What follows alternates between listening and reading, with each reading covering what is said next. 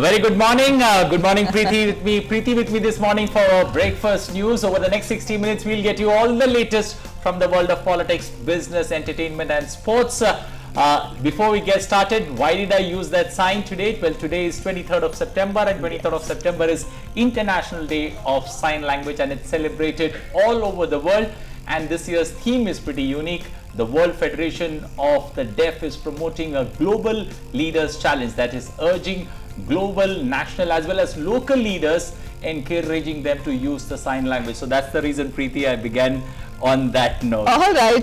Yes, when we talk of the International Sign Language Day, it is celebrated on 23rd of September, and it's rightly said that signs are to eyes what words are to mouth. So indeed, this is one of the noblest languages one can pick. And talking of the breakfast show ahead, we'll get to everything that's making it to the headlines, be it the national headlines, international headlines. Also, we'll get you updates from the world of sports and also let you know what all has been printed in the dailies through our segment Web Review. Stay with us for the next 1 hour. We begin with the headlines first. Well, India and Chinese senior commanders hold the 6th round of military commander level meeting. Both sides agree to stop sending more troops to the front line and refrain from unilaterally changing the situation on the ground.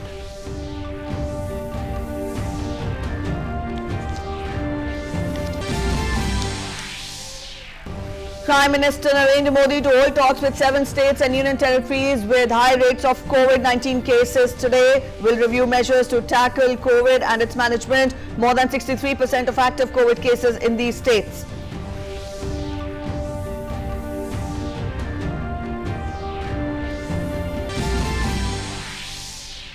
Momentous day for the people of Jammu and Kashmir as the Jammu Kashmir Official Language Amendment Bill passed in Lok Sabha yesterday.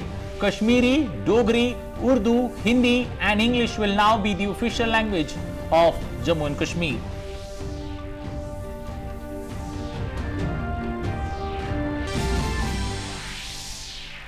Productive day for Rajya Sabha yesterday as it passes 7 bills in a single day. Essential Commodities Amendment Bill 2020 also cleared. Grains, oilseeds, edible oils, onions and potatoes to be out of the list of essential commodities. Bill to amend Foreign Contribution Regulation Act 2010 to be taken for consideration today.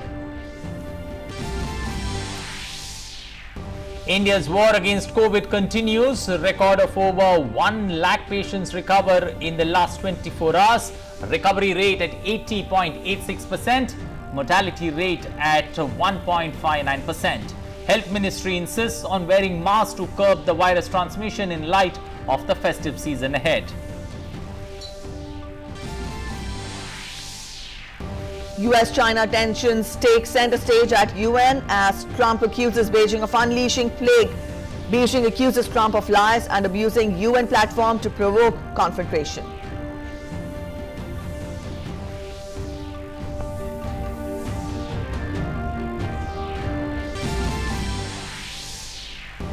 Britain faces second COVID wave. British Prime Minister Boris Johnson announces tougher sanctions for the next 6 months in the country.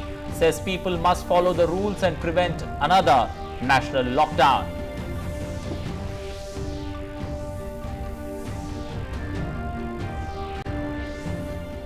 And those were the headlines. Up next, we'll get to the news in detail. Well, starting first up with Commander Corps level talks that took place in Chushul. India and China have agreed to earnestly implement the important consensus reached by the leaders of the two countries in a bid to stabilize the situation in eastern Ladakh. On September 21st, India and Chinese senior commanders held a 6th round of military commander level talks. The two sides had candid and in-depth exchanges of views on stabilizing the situation along the LAC in the India-China border areas. A joint press release of the 6th round of senior commanders meeting between India and China said that both the nations agreed to earnestly implement the important consensus reached by the leaders of the two countries, strengthen communication on the ground, avoid misunderstandings and misjudgments, stop sending more troops to the front line,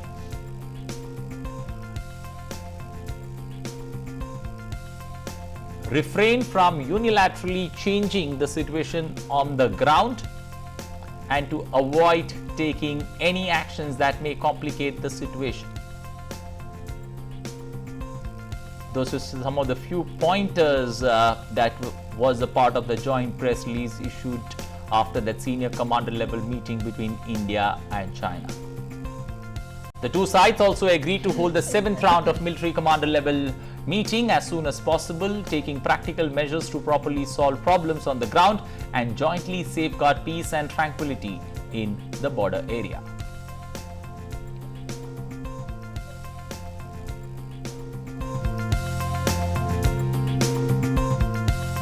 The 6th round of commander level talks there being held in Malta. All right, to talk more about that, our correspondent Amrit Pal is joining us. Amrit, we told our viewers about the 6th round of military commander level meeting which was held between India and China, and candid and in-depth exchange of views happened. Let us know more, spell out more details, what transpired in the meeting. Well, as you said, this meeting happened yesterday. It lasted for about 14 hours at Moldo, which is on the Chinese side in eastern Ladakh. At the LAC, it's a border checkpoint where these talks happened. As you know, that 5 rounds of core commander level talks are happening. This is the 6th round. It was an important round because it was a big delegation that both the Indian and the Chinese side had, which also had a diplomatic, attachment to it. It was not just military level talks, and this came after the two foreign ministers agreed on a 5-point agreement in Moscow on the 10th of September, on the 10th of this month, on the sidelines of the SCO, when they had met for disengagement and de-escalation of situation. So it was basically to implement the consensus reached between the leadership of the two countries that the two sides met. And as I said, it was not just military commanders. Of course, the corps commanders were there, but also a joint secretary from the MEA was also there. So unlike in the past, yesterday's talks had both a diplomatic component and a military component. The idea was to see that how the troops can be disengaged, how the situation can be diffused. As you know, at least along 4 points on the LAC, the forces are sitting eye to eye. Now these could well become flashpoints because the distance between the two forces is barely a few meters. So it was essentially to diffuse the situation. Both sides have not spelled out much as to what exactly was agreed upon, but I'm sure they've left that to the tactical commanders to see how that can be effected on the ground. But they've agreed in principle that more troops by both sides will not be sent, because both sides have amassed massive troops on the LAC, unlike ever in the past. So that was agreed that further escalation should take place, and they've also agreed that the 7th round of military commander level talks should be scheduled as and when it's possible. So basically they've left it in the future, for the future, to diffuse the situation, and agreed to not allow it to escalate any further. Amrit, looking at the way this particular round of meeting lasted over 14 hours, how would you look at it at the end of the day? Would you say it was conclusive, considering that there's a joint statement, or would you leave that still open for debate? Absolutely, it was not conclusive. They've just been able to agree that yes, it is not in the interest of both countries to escalate it further, Anil. But the outcomes in terms of will the troops withdraw from particular points on Rizengla, Rishinla, Spangor Gap, or Finger 3 and 4 along the north, or even along the south, as the Chinese would want the Indians to withdraw from the hills that they're sitting on, those specifics were not agreed. So I think what will happen now is that the tactical commanders on the ground, say brigade level commanders, will talk to each other, will see what is feasible, and it will be left to the 7th round of the corps commander level talks to see what forward movement can be done on that account. Anil? Okay. Also, Amrit, just put this briefly for us, considering that avoiding misunderstandings and miscommunications, what are these two areas that they have, both the sides in the joint statement have touched on this? What are the sticky situations where this particular point, or this particular point in that joint statement, the reason for this particular point to arise? Basically, there's a lack of trust between the two sides. After the Chinese did that aggression on the north of Pangong and even in Galwan, So the two sides are very vary of each other. Unlike in the past, unlike the LAC, the LOC, the LAC had been a quiet border. Okay. Though there were differences in perception of where the border actually lay, where the LIC, your perception is different, theirs is different, but not a shot was fired. But after the Galwan incident, suddenly things changed. We had never seen an incident like that in the recent past, or even in the longer past. For about 4.5 decades, you haven't seen incidents like that. Then what happened? The firing happened on the south, in the south of the Pangong Lake. Now both sides are wary of each other. There's a complete lack of trust. Now when the forces are sitting right next to each other in an eyeball-to-eyeball situation, a lack of trust, any misjudgment, any miscalculation can lead to the situation becoming explosive.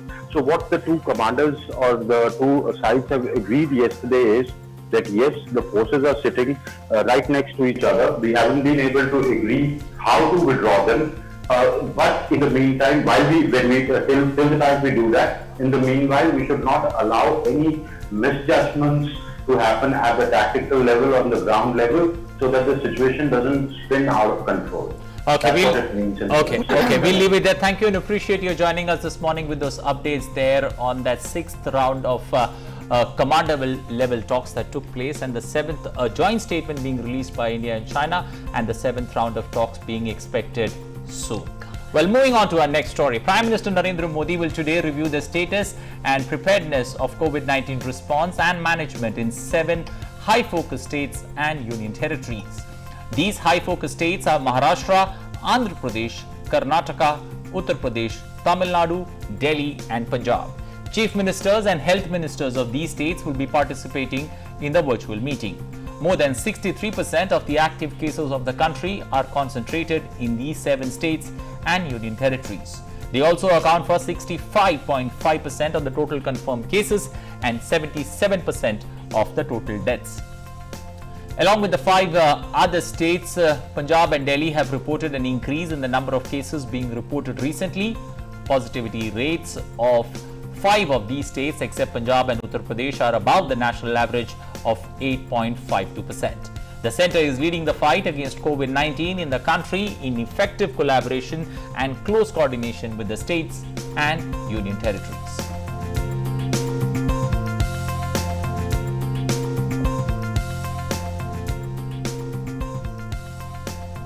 And our correspondent Arun is joining us with more details on the meeting. Arun, we've told a broad outline of the meeting which the Prime Minister will have today, wherein he will review the status and preparedness of COVID-19 situation and management in 7 high-focus states and union territories. Now, ever since we've seen the outbreak of the pandemic here in the country, the government has taken elaborate measures and, effective implementation is also being done on the ground. I would want you to talk more about it. What are the areas which will be taken up, when the Prime Minister will hold this meeting with these 7 states and union territories? Good morning, first of all, Preeti and Anil, to both of you, and good morning to all our viewers. The important part over here is that the good news is that as far as the entire nation is concerned, the recovery rate has crossed 80% in our country. Last time Prime Minister Narendra Modi gave a target that the fatality rate should inch towards 1% or lower than 1%. As of now, gradually we are witnessing that the fatality rate is decreasing and deteriorating it's decreasing on a daily basis. But yes, when we talk about the deterioration point, there are 7 states in our country where the caseload factor is very much high. When we talk about the positive cases, these are the 7 states whereby the positive cases are more than 65%. So now, what can be the strategy as far as the containment zones are concerned? The focus is likely to be on that part, because we have seen that whichever states where the better containment zone strategy has been adopted by the state, over there the fight against COVID-19 has been more or less very much successful. And in that context, earlier we have seen that in states like Delhi and Punjab, where containment strategy was designed very well. We have seen a smarter recovery as far as number of recovery cases are concerned. But gradually we have seen that in Delhi also the active cases are now increasing. In Punjab also the active cases are increasing. For example, Tamil Nadu, Andhra Pradesh as well, Uttar Pradesh for that matter. So how can be a better containment strategy can be designed as far as COVID-19 is concerned? Second is testing and treatment, testing and tracking is concerned. So how can more and more tests can be done? Because earlier Prime Minister Narendra Modi led government, and when a high-level committee was constituted under when Prime Minister Narendra Modi told us to more needs to be done as far as efforts against COVID-19. So at that time, testing was decided that in a 24-hour more and more testing and tracking will be done. So wherever a COVID positive patient has been found, in next 24 to 48 hours, the testing of all the people who have come in contact with that person has been done so far. So now how can more effective measures can be done as far as testing and tracking is concerned. Last but not the least, as to how can more finally how better infrastructure can be put in place as far as health equipments are concerned, be it oximeter, be it better bedding facilities, for isolation wards. So how can all these measures be taken in these 7 states so that fight against COVID-19 can be won? Ricky? Also, Arun, looking at the way things are standing at this point of time, how would you put it? There are few states that are facing the heat, but few states that have also shown a turnaround. States like Kerala, Rajasthan, even for that matter Odisha, states that have bounced back. Now, what's the reason that some states are able to do this turnaround while other states are struggling with increasing numbers while the testing too has been on the upper side? That's right, Anil, but the turnaround is not permanent as of now. We're witnessing a sine kind of a graph. We are witnessing increasing and then gradually deteriorating. Delhi is an ideal example for that. In Delhi, we achieved a target, or probably we can say that in Delhi we achieved the recovery cases more than 90% till the 14th of August. But then afterwards, deterioration started taking place. We should understand this fact that we are under various phases of unlock as of now. The nation is unlocking as of now, and that's the reason why various states. It is going to happen in future as well. That some states will shows a recovery, and afterwards there is a likelihood that again the curve can start picking up. So now there is a need to how to flatten the curve going forward. And these 7 states that we are talking about, and Prime Minister Narendra Modi is going to review the situation. These are those states whereby the cases are not going down now gradually. Be it Andhra Pradesh, Tamil Nadu, these are the states. Uttar Pradesh, for that matter, showed a decent, flattening of the curve. But again, it has started to move up. In Delhi also, it's the same situation. So if in case these are the big states in our country whereby COVID-19, cases are higher in number. So how can this flattening of the curve can be done for a longer period of time so that spread can be stopped going forward? Yes, there are various states. There are small states, northeastern states, hilly states in our country. They have shown a smart improvement. Gujarat is an example in that matter. Gujarat has shown smart recovery in that sense. So how can best practices of other states can be implemented? As I mentioned earlier, that how can better containment zone strategy can be designed. Second, how can testing and tracking can be increased, and last but not least, how can better infrastructure can be provided to whatever the states are requiring as of now, be it the oximeter, be it the bedding facilities, be it the isolation wards. It's an important meeting in that context. All right, Arun, that also brings me to the next question very quickly. Also, let us know, on the when we talk of the global fight against the pandemic, where are we standing? Because we've also told our viewers how there is a second wave of the pandemic feared in Britain, and also how US is the worst affected country. When we talk of how India has put up its fight against the pandemic, in spite of there are concerns domestically as well, but then overall, we've seen the fight against the pandemic. How are we placed when we talk of the fight, as put by the other countries? That's right, Preeti. Various countries, and many countries are facing a second wave of the COVID-19, and that's the reason there are concerns globally as to what should be the strategy going forward. So there are various other countries that are taking strict measures as of now, as far as controlling the COVID-19 cases are concerned. In India, the strategy is again the same because we know this fact that in entire India there are more or less many states as of now which are doing better as far as COVID-19 management is concerned. There are a couple of states whereby the population is high, the density is high, and that's the reason spread is also witnessed to be spreading over there. We have seen that these were the states that Prime Minister Narendra Modi is going to review the meeting with today. These are the states, they have shown earlier a smart improvement and smart recovery. Punjab, Uttar Pradesh, Delhi, these are the states, they have shown a smart recovery as far as COVID-19 management is concerned. But again, there are likelihood of second wave as well, because we are in various phases of unlock as of now. So yes, when we talk about global standards, India is very much better placed as far as COVID-19 management is concerned. But we should understand this fact that India is a country size of 130 crore people. So yes, if in case a spread or second wave comes, it will be very much difficult for the country to fight against the COVID-19. And that's the reason why Prime Minister Narendra Modi is reviewing the situation, because wherever the case load factor is high in numbers, now these are the states like Uttar Pradesh, Maharashtra, Tamil Nadu, Andhra Pradesh for that matter. The case load factor is high. So how can we, control this case load factor going forward so that, second wave chances does not occur? Well, the second wave chances, let's hope that it does not happen in a country with the population and the base that we have. But the big positive in the fight against coronavirus is that less than 1/5 of the total cases in India are active, and that's a big positive that we should pick and look forward to, especially that meeting the Prime Minister when he reviews with the chief ministers of those states and union territories. Thank you, Arun, and appreciate you joining us this morning with those updates there on that review meeting. Well, moving on, the Lok Sabha on Tuesday passed a bill under which Kashmiri, Dogri and Hindi, apart from the existing Urdu and English, will be the official languages in the Union Territory of Jammu and Kashmir. Union Home Minister Amit Shah had described the passing of the Jammu and Kashmir Official Languages Amendment Bill as a momentous day for the people of the Union Territory. In a series of tweets, Amit Shah said under the legislation, special efforts will be made towards the development of major regional languages like Gujri, Pahari and Punjabi.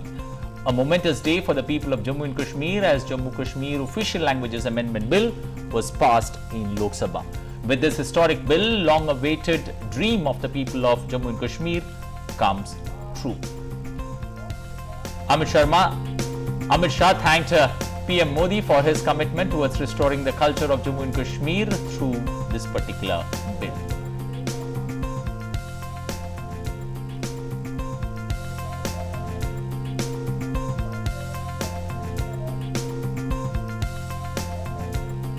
While introducing the Jammu and Kashmir Official Languages Bill 2020, Minister of State for Home G. Kishan Reddy said it was a demand of the people of Jammu and Kashmir that the language they speak should be the official language.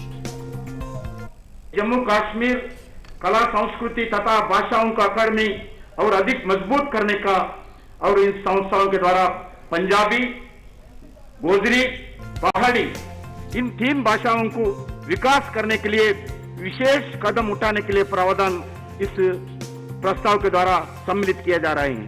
2020 छात्राओं को कक्षा 5 तक अपने मातृभाषा में विषयों को सीखने के लिए प्रोत्साहित कर रहे हैं। सरकार किसी क्षेत्रीय भाषा का विरुद्ध नहीं है, लेकिन इस बिल में लगभग 70% भाषा बोलने वाले लोगों को कश्मीर और डोगरी प्राथमिक दिया गया है। महोदय, इस प्रकार उर्दू और इंग्लिश के साथ साथ कश्मीरी, डोगरी और हिंदी भाषा यूनियन टेरिटरी जम्मू कश्मीर के ऑफिशियल पर्पस के भाषाओं के रूप में स्वीकार किया जाना अपेक्षित है। And up next, we'll take a look at the status of official languages in Jammu and Kashmir before 31st of October 2019. From 1957 till October 31st, 2019, there were 2 official languages, that is Urdu and English.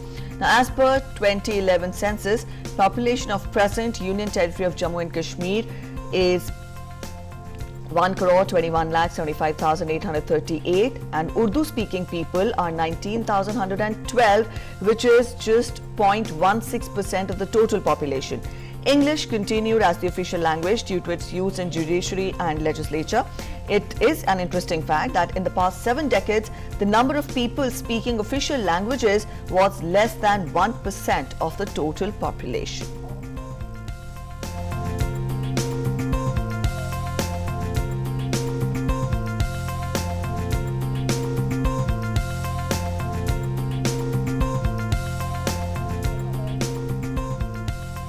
Well, moving to the monsoon session of Parliament, Lok Sabha first on Tuesday passed 3 bills on the Labour Code. The bills will pave the way for historic labour reforms in the nation. The bills are the Occupational Safety, Health and Working Conditions Code 2020 the Industrial Relations Code 2020, the Code on Social Security 2020. The newly passed bills will provide workers with social security, protection, safe and working environment. It also provides effective conciliation and grievance redressal mechanism for the workers. The new Labour Code is the result of the government's efforts on the recommendation of the Second National Commission on Labour that the existing labour laws to be merged into fewer labour codes. As a result, 29 central labour laws are proposed to be just reduced to 4 labour codes. All these bills were earlier introduced in the Lok Sabha in 2019, after which it was referred to the Parliamentary Standing Committee. Now the new bills have been introduced by the centre. The parties engaged in healthy discussion on the matter.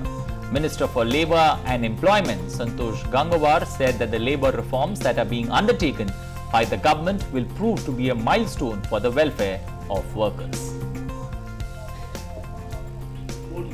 एक तरफ श्रमिकों के अधिकारों को सुदृढ़ करने का प्रयास किया गया है, वहीं दूसरी तरफ उद्योगों को सरलता से चलाने के लिए एक सरल अनुपालन की व्यवस्था की गई है। असंगठित क्षेत्र में काम कर रहे 40 करोड़ श्रमिकों को सामाजिक सुरक्षा देने के लिए पहली बार एक सामाजिक सुरक्षा फंड का प्रावधान किया गया है। इस फंड के द्वारा असंगठित क्षेत्र में कार्य कर रहे श्रमिक जैसे गिग वर्कर्स तथा प्लेटफॉर्म वर्कर्स के लिए सामाजिक सुरक्षा की योजना बनाई जाएगी। इससे इन 40 करोड़ श्रमिक भाई बहनों को सामाजिक सुरक्षा से संबंधित सभी प्रकार के लाभ जैसे मृत्यु बीमा, दुर्घटना बीमा, पेंशन, मातृत्व लाभ इत्यादि प्रदान किए जाएंगे। And Rajya Sabha passed 7 bills on Tuesday, including the Essential Commodities Amendment Bill 2020. Among the other bills is the bill to declare 5 newly established Indian Institutes of Information Technology as institutions of national importance. We get to more in this report. In one of the most productive days in its history, Rajya Sabha on Tuesday, in a matter of 3.5 hours, passed 7 key bills. The crucial Essential Commodities Amendment Bill, which removes cereals, pulses, oilseeds, edible oils, onion and potatoes from the list of essential commodities and removes stockholding limits on them, was passed by the upper house. The bill has already been approved by the lower house. The question is that will be passed. Those in favour will please raise their hands and say aye. Aye. This bill is part of the agriculture reforms bills that the government is pushing to raise farm incomes. The bill will also promote local to vocal concept. भाई मोदी जी के नेतृत्व में हमारे देश के किसानों की आय दुगनी करना ये हमारा संकल्प है। इस संकल्प पूर्ति की दिशा में ये विधेयक मोदी सरकार का एक महत्वपूर्ण कदम है। उपसभापति महोदय, मैं आपको ये विश्वास दिलाना चाहता हूँ कि ईज ऑफ डूइंग बिजनेस की दिशा में वोकल फॉर लोकल को केंद्र बिंदु मानकर मोदी सरकार विशेष रूप से काम करने में कटिबद्ध है। ये बिल किसानों के हितों में, ये बिल ग्राहकों के हितों में भी काम करेगा, इतना मैं आश्वासन देता हूँ। The Rajya Sabha also passed the Companies Amendment Bill 2020, which removes the penalty for certain offences. The amendments are coming in with the singular objective of protecting the interest of the depositors. Protecting depositors by ensuring that we don't have any more such difficulties like the ones which are being faced by PMC-like problems. We want to bring in proper management. We want to make sure that they are professionally run. The upper house also approved a bill to declare 5 newly established Indian Institutes of Information Technology as institutions of national importance. The National Forensic Sciences University Bill 2020, the Rashtriya Raksha University Bill, the Taxation and Other Laws, Relaxation and Amendment of Certain Provisions Bill. This was introduced by the government to relax time limit on compliance with tax laws, GST payment and filing in view of the coronavirus pandemic. The amendments to the Bank Regulation Act. This is to bring cooperative banks under the supervision of the RBI in a bid to protect the interest of depositors. All the 7 bills have already been passed by the Lok Sabha and will now be sent to the President for assent. The issue of suspension of 8 members of opposition parties was also discussed. Chairman M. Venkaiah Naidu lamented that the chair has been dragged into controversy and said that democracy is for debate, discussion and decision and not disruption. On the other hand, opposition members have said that they would boycott the proceedings till the suspension of the members is revoked. Well, on the 10th day of the monsoon session of Parliament, Finance Minister Nirmala Sitharaman will move the bilateral netting of qualified financial contracts Bill 2020 for consideration and passing in Rajya Sabha. The bill seeks to ensure financial stability and promote competitiveness in Indian financial markets by providing enforceability of bilateral netting of qualified financial contracts. The bill has already been passed by Lok Sabha. Rajya Sabha will also consider business which were scheduled for consideration for yesterday but could not be concluded. Lok Sabha will also consider business which could not be completed on Tuesday.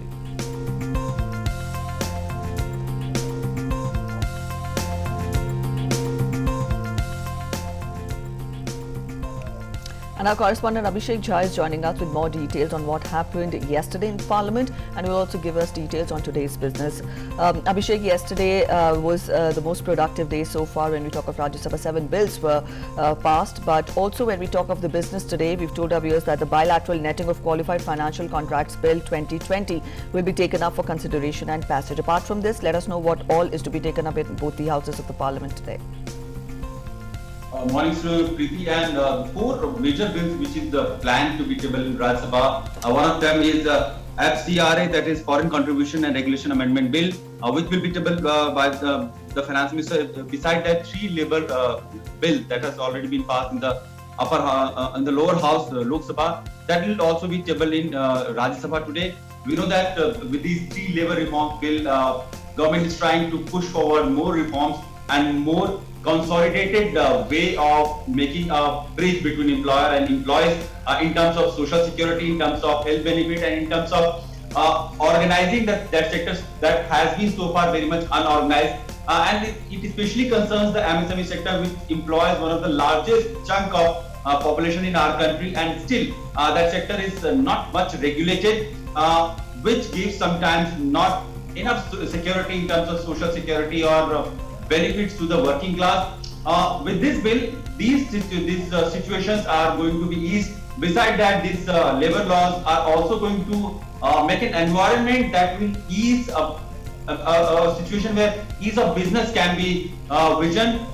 More and more foreign investors are eyeing India as a bright spot, but they have certain apprehension because of the laws, prevailing laws. But now with these laws, when like 29 laws have been brought down in 3 laws, one can only hope that these will instill a sense of confidence and ease in terms of tension for the foreign investors who can come back and they can invest, they can set up their plans here, and they can not only invest in the already existing plans, but they can also come as a manufacturer and ensure a hand in Make in India program of government.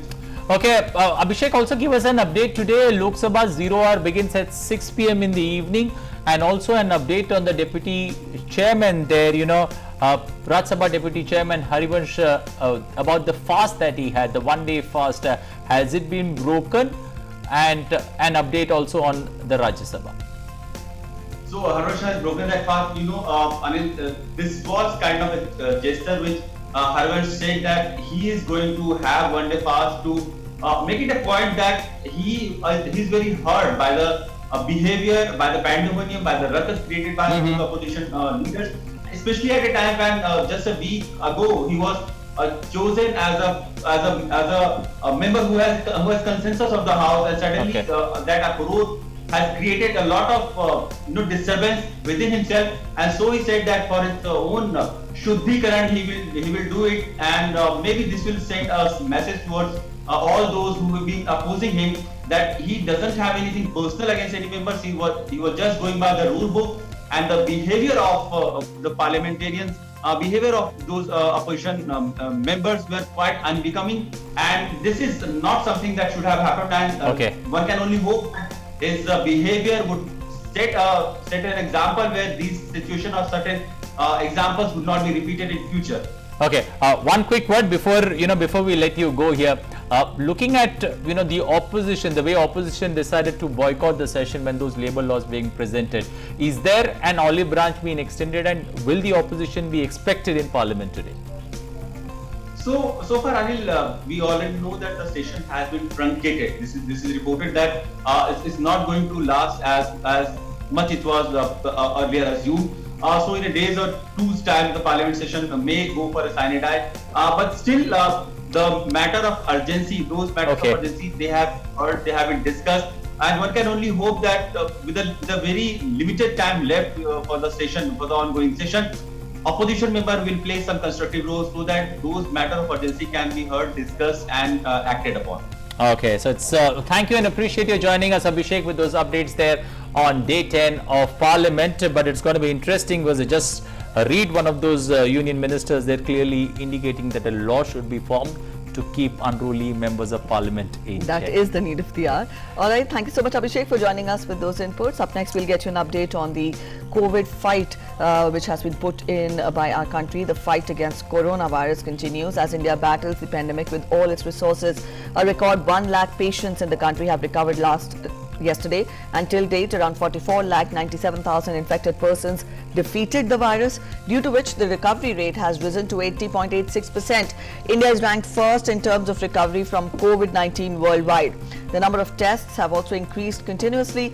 A total of 6.5 crore tests have been conducted so far. COVID-19 death rate in the country has come down to 1.6%. In the last 4 days, the number of people recovering from COVID-19 has also gone up. US shares 22.4% infection of total world caseload, while recovery rate is 18.6%, while Brazil has a recovery rate of 16.8%. India's recovery rate is 19.5%. There has also been a spike in the number of tests in the country. On 7th of July, the total number of tests with 1100 labs was 1 crore, whereas on 17th of September, the number of tests with 1776 labs has climbed to 6 crore mark. The important development in the testing is that indigenous kits are being used. Ministry of Health and Family Welfare has said that India's COVID-19 deaths per million population are among the lowest in the world, which stands at 64, and the world's average stands at 123.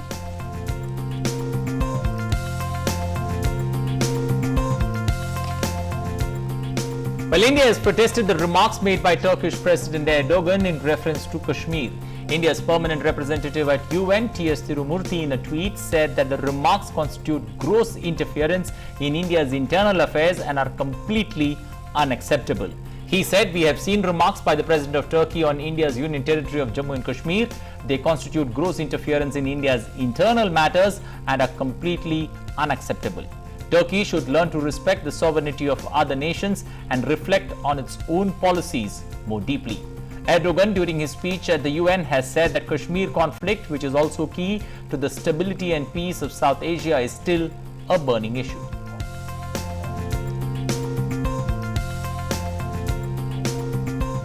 Today is Haifa Victory Day. On this day in 1918, the Indian soldiers from Mysore, Hyderabad and Jodhpur Lancers liberated the strategically important city of Haifa, known for its deep water bay in the eastern Mediterranean. The annual ceremony to pay tributes to the brave Indian troops will be held in Teen Murti Haifa Chowk today. Union Minister for State for Transport, retired General V.K. Singh, Union Minister of State for Railways Suresh Angadi and Deputy Chief of Mission of Israel in New Delhi, Ronnie Yedidia Klein, will participate in the event.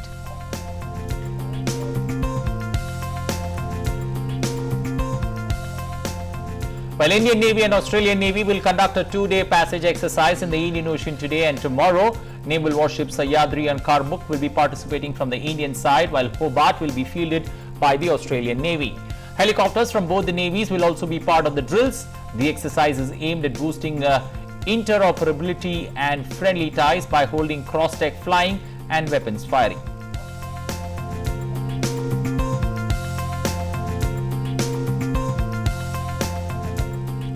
And up next, we get 2 updates from Bollywood now. The Bombay High Court will today hear bail plea of Bollywood actor Rhea Chakravarti and her brother Shauvik, who have been arrested in connection with a drug link in Sushant Singh Rajput's case. The NCB arrested Rhea on 8th of this month in connection with the case.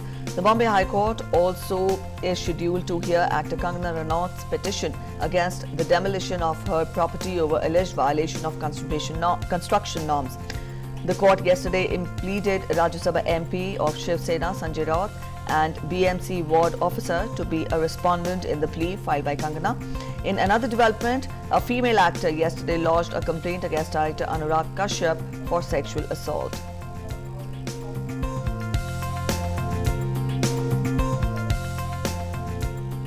Well, after a look at all that's happening in India, it's time now to shift focus to what's happening across the globe in the last 24 hours. Our look at this segment across the globe.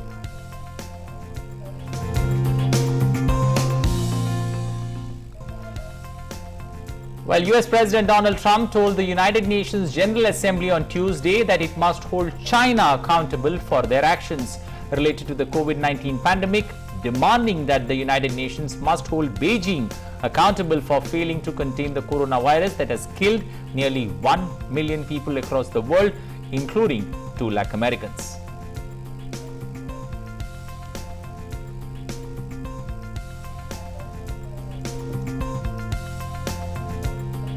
Well, after President Trump blasted China over the COVID-19 outbreak, China has responded to his allegations. Correspondent William Denselov joins us from outside the United Nations to tell us more.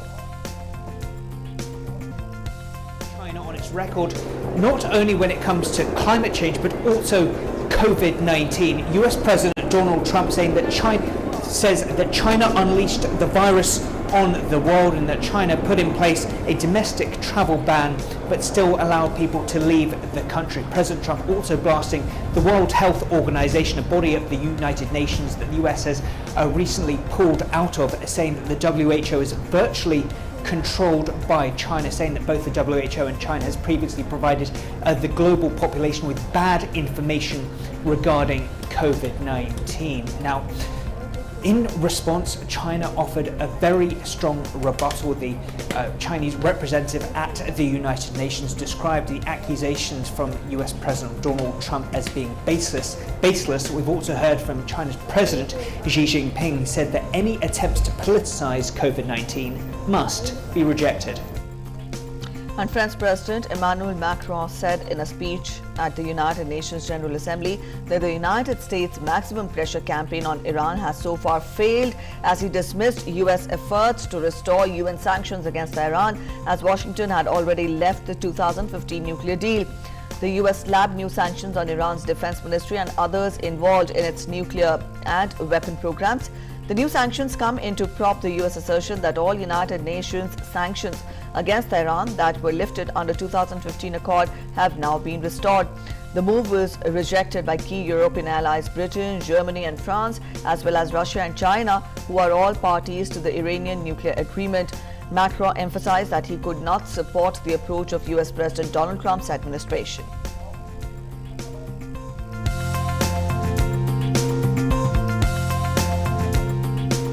Well, time now to take a look at updates on COVID-19 from across the world. Over 3 crore 17 lakh coronavirus cases being reported worldwide, with the death toll now crossing 9 lakh 74,000. As many as 2 crore 33 lakh people have also recovered from COVID-19 so far. The United States continues to top the list, being the worst hit country by the pandemic in terms of infections as well as fatalities. USA has nearly 71 lakh cases of COVID-19, with the death toll now crossing 2 lakh 5,000.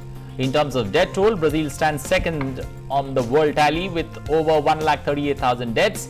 There are more than 45 lakh and 95,000 cases of COVID-19 in the South American nation.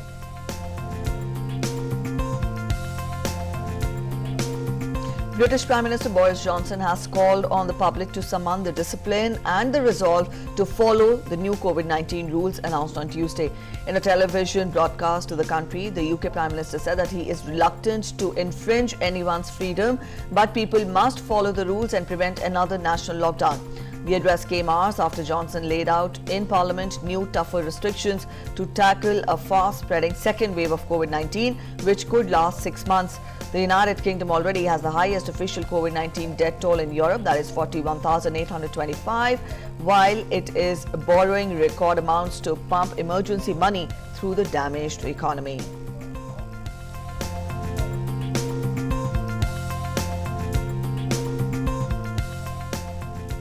Well, after a look at all that's happening across the globe and India, it's time now to take a look at what's happening on the web and the latest trends on social media too. Our correspondent joining us with all the updates from the newspapers and the web.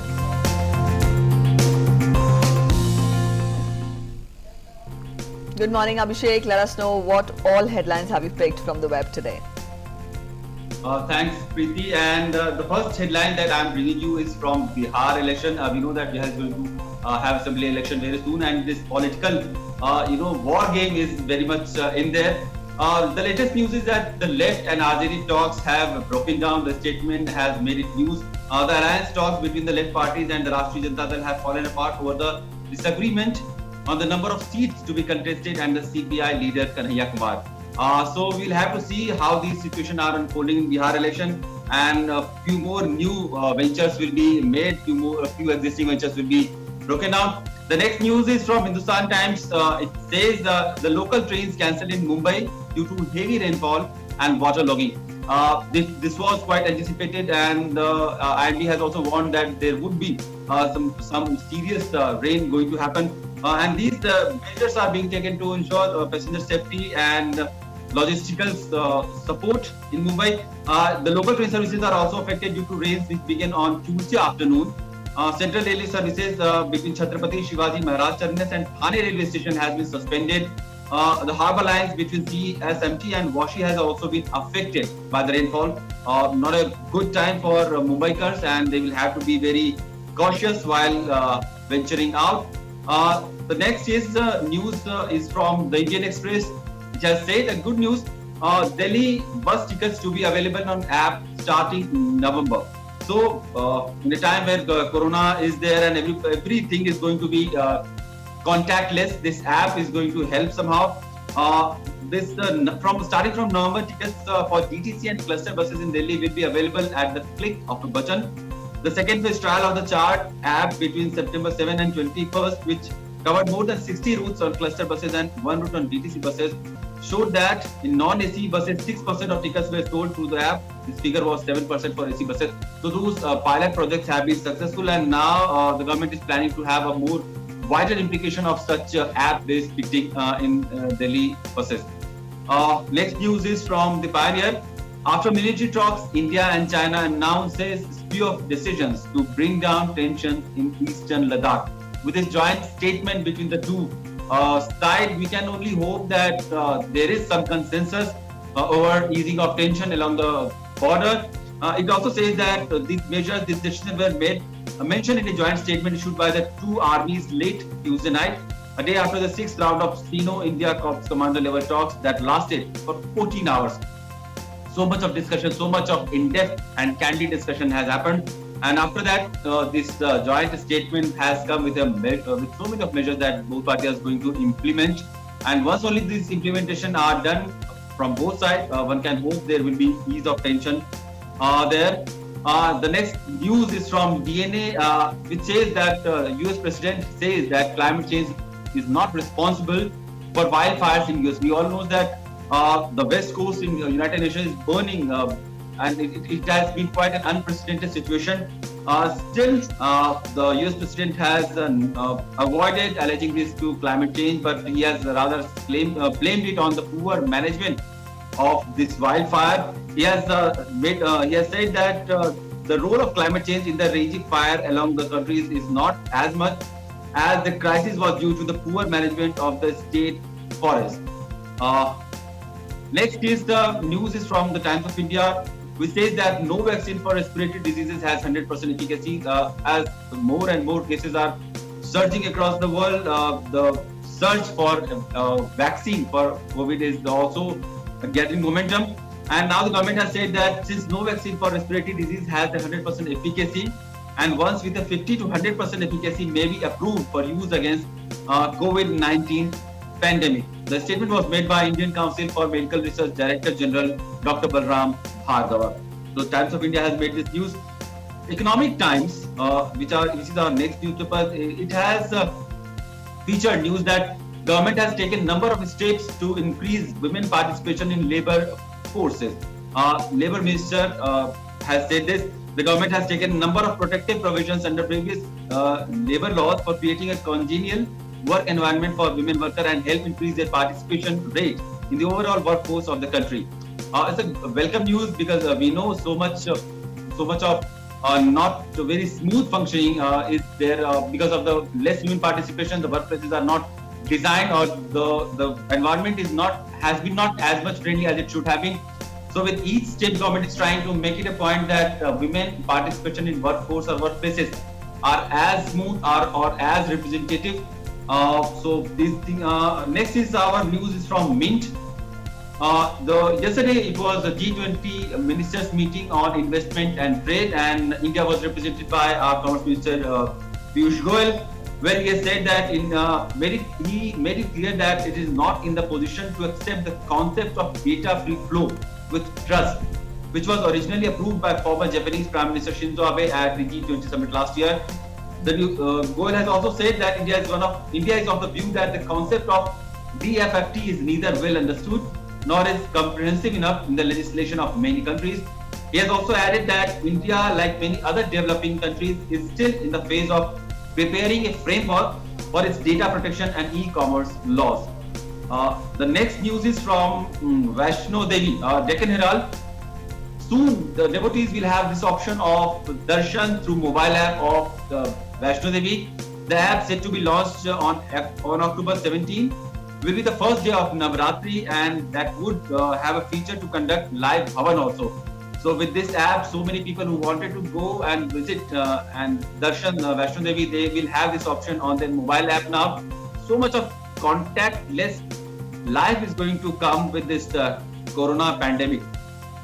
Next is the Tribune newspaper, which says that, which has quoted United Nations Secretary General, who has said that world cannot afford future where two largest economies split globe in great fracture. This is in reference to the existing US-China tension, both in terms of trade and security. He has tried to bring the tension down without naming the US and China. The UN chief Antonio Guterres warned on Tuesday that the world cannot afford a future where the two largest economies split the globe in a great fracture, as the nations to do everything to avoid a new Cold War. Well, this was all from Web News today, Anil. So lots to look forward to, and thank you and appreciate you joining us this morning with those updates there from World Wide Web. What do we have next? Time now to get the updates from the world of sports in our segment Sports Track.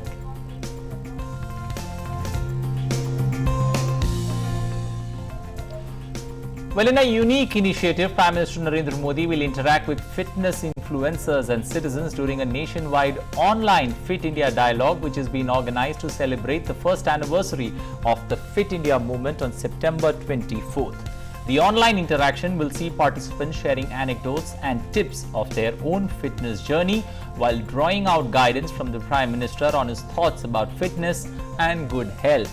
Among those who will participate range from Virat Kohli to Milind Soman to Rutuja Divekar, in addition to other fitness influencers. In terms of COVID-19, fitness has become an even more important aspect of life. This dialogue will see a timely and fruitful conversation on nutrition, wellness and various other aspects on fitness.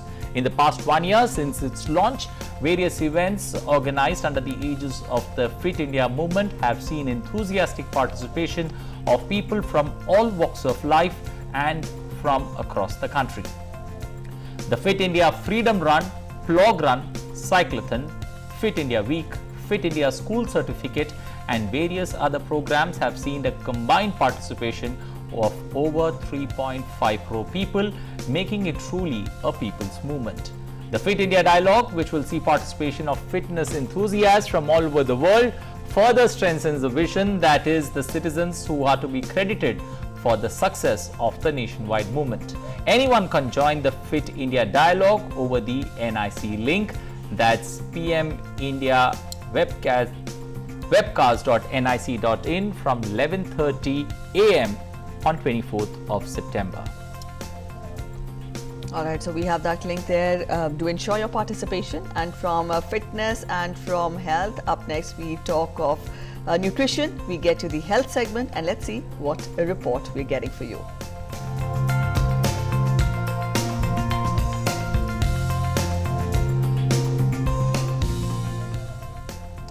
Well, what do we have in health today, Preeti? That's interesting. We'll get you why is zinc important for our health. Up next in the report, let's take a look.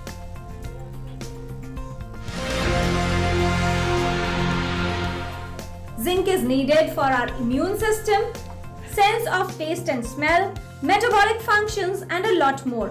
What is the importance and utility of zinc for our health? Let's find out from Dr. Virendra Kumar. Dr. Virendra, how vital role does zinc play to keep us healthy?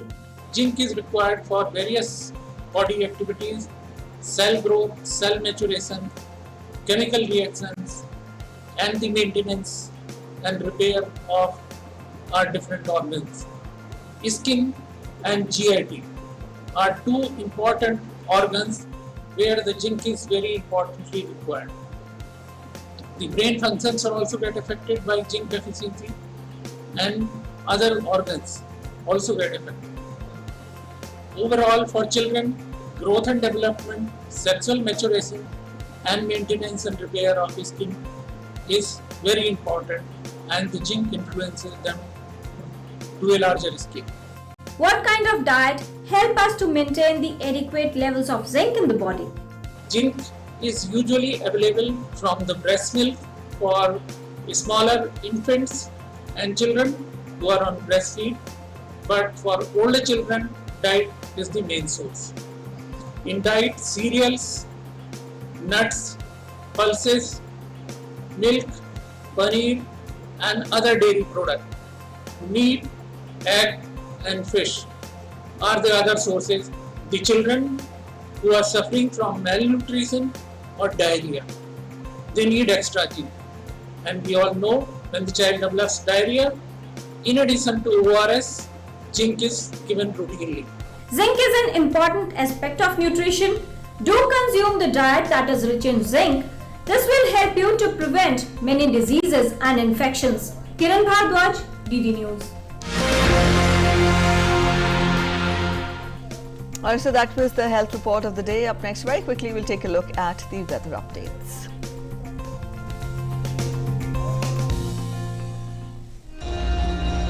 A low pressure area is lying over northern parts of East Madhya Pradesh and neighbourhood with associated cyclonic circulation extending up to mid-tropostrophic level, and it is likely to move west-northwestwards during the next 24 hours.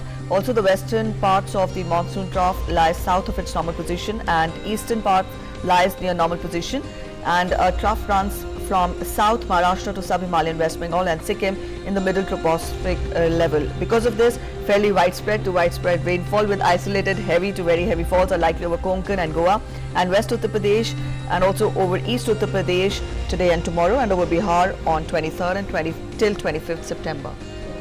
Well, after a look at that satellite image, time now to take a look at the weather in your city.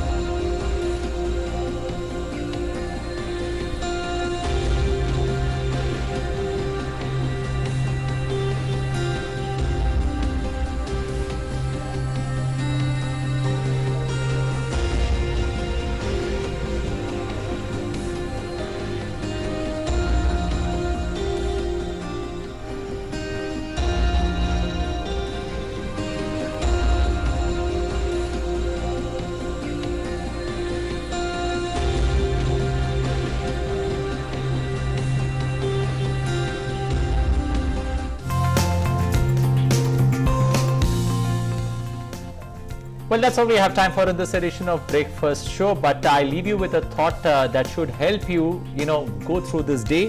Whatever you decide to do today, do it and be sure that it makes you happy. All right, you're talking of happiness, Anil. Let's end this breakfast show on this note of happiness. It's scorching hot here in the national capital, but we'll end this show on these visuals coming in from London Zoo, where the monkeys, they are enjoying the balmy September sun. Take a look at this happiness. Have an equally happy day ahead. Thanks for watching. Goodbye. Take care.